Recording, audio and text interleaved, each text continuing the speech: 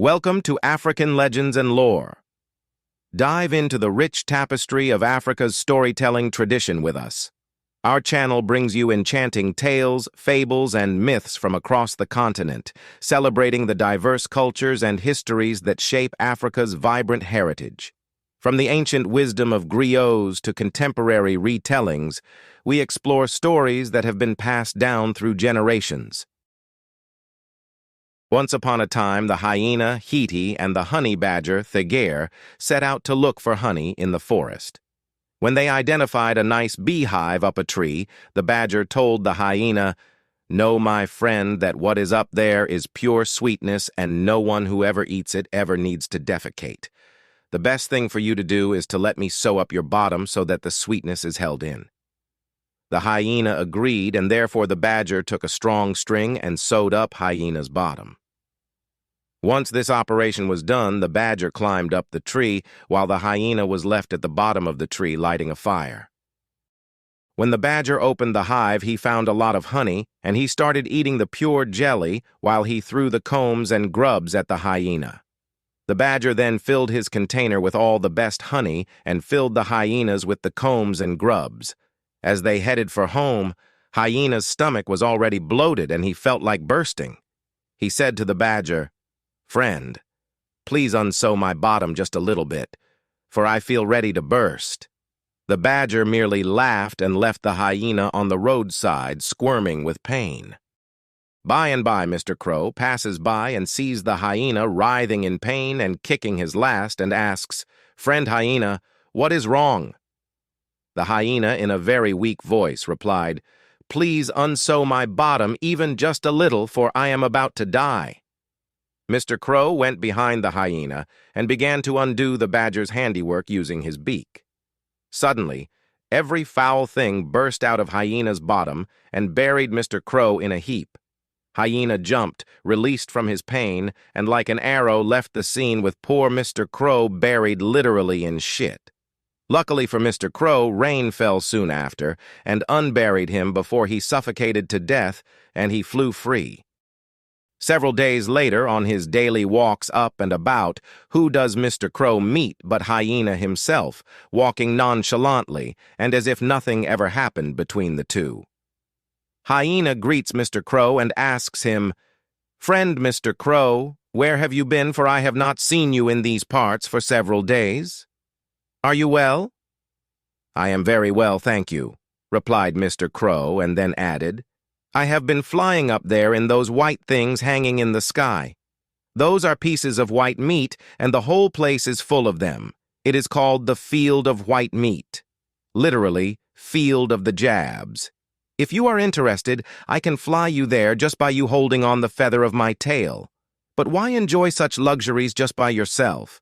Go call all your friends and we will all fly there."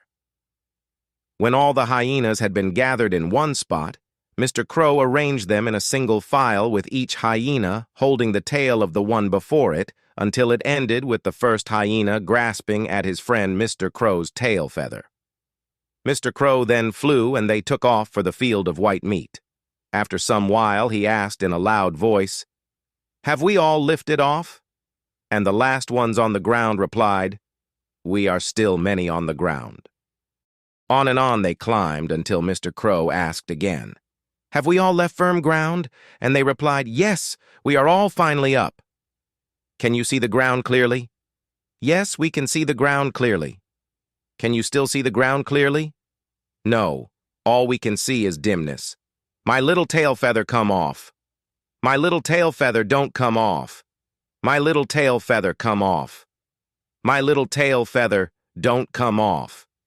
Suddenly the feather came off, and the hyenas, having nothing to hold on to other than their own tails, came tumbling down to earth, breaking themselves to death.